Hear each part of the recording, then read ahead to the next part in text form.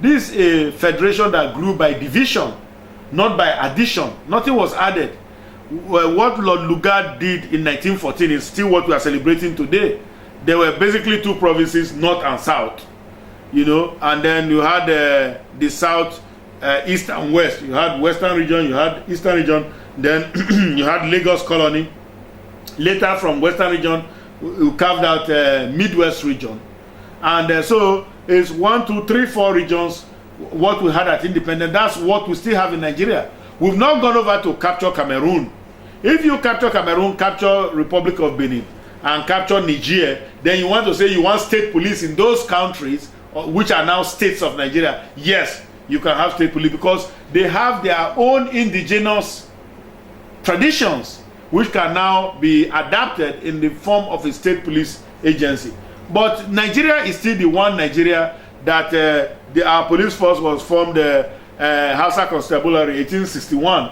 You know, it's the same. It hasn't changed. It's the same guys, and who transformed and became in 1930. It was made a Nigeria police force. You know, so there's nothing different in any of that. It's the same Nigeria police force. We should realize that we live in a federal republic of Nigeria, and the federation has certain rules.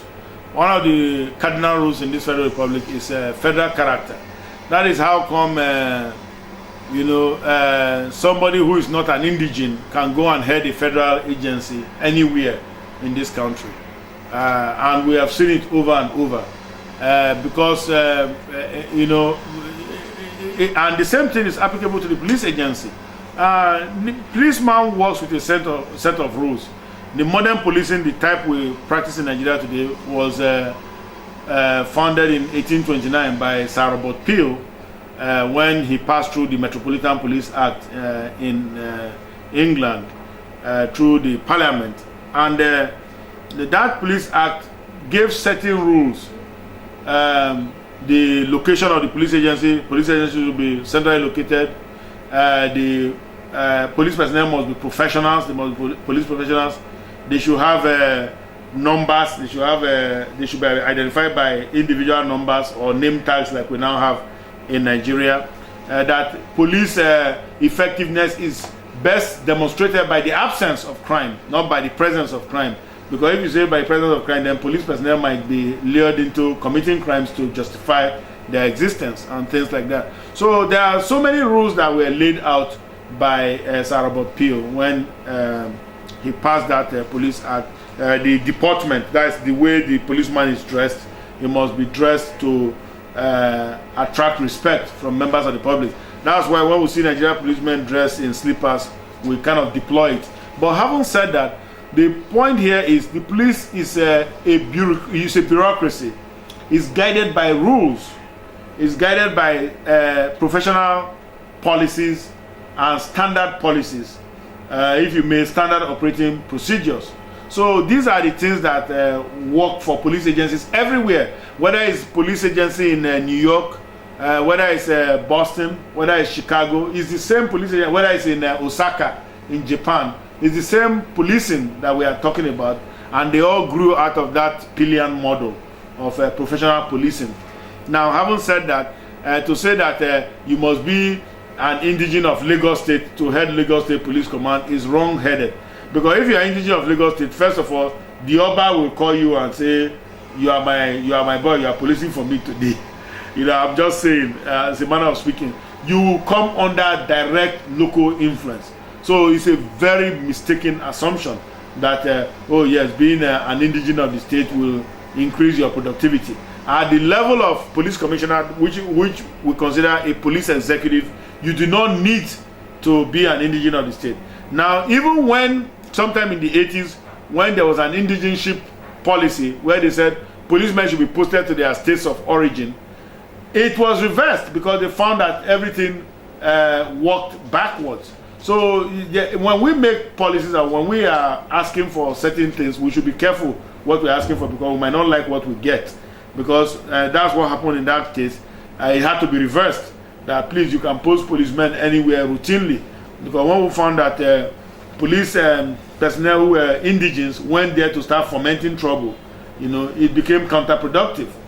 So I think saying that police personnel must be from a local area to head the police agency in that state is a very wrong notion, and it will not contribute to the effectiveness of the police agency. I totally disagree with that. It's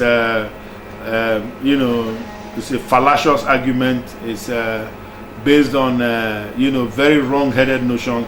The people who are calling for the so-called official state police, let's use that term. These other agencies I talked about, they're all official because they're formed by acts of state assemblies, so they are all official. They have the imprimatur of government on them. But the people who are calling for the state version of Nigeria police force, they actually want their own private armies, such that they can fight whoever is their perceived enemies, whether it's the federal government is their perceived enemy, or whether it's actors within the state. They actually want to raise their own terror squads. Right now, like I said to you, even vigilance organizations are already armed. Now we know LASMA is not armed. We know Kai is not armed, but they move around with a lot of armed police personnel who do their biddings. So as far as I'm concerned, they're also armed, even by proxy. So it's not possible to say now that we should set up another police agency that will be armed, because that's really what is missing from these organizations that they have on ground. Set up another police agency that is armed, such that those ones will come and further terrorize citizens. LASMA has been doing very well in terms of traffic control in in Lagos State, for example. The one in Rivers State, Delta State, Edo State, they have a DOSMA. And in Zamfara State, they have vigilantes. And when they fight those bandits, those West African bandits, there are gangs that go around, killer gangs that go around rustling cattle, killing villagers. When they fight them, they come back and start going house to house, killing people, asking for where are the vigilance group members. So they normally want to go and kill the vigilance group members first. In Rivers State recently, they killed the head of the vigilante group, because they were being too active. So I'm just saying there's a lot of that violence, but whoever says he wants the official state police command of each state funded by the police agency should go and think again, because right now they don't have the financial resources to fund those agencies. They don't have it.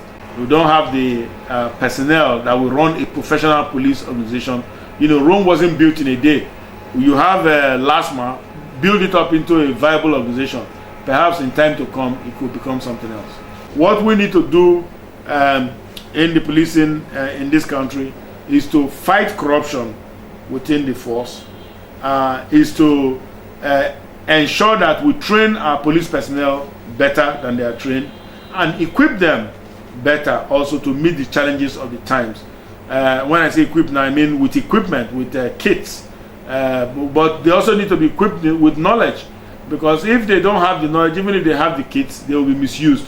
And then we need to develop strategic plans. We need to get strategic direction for the police agency.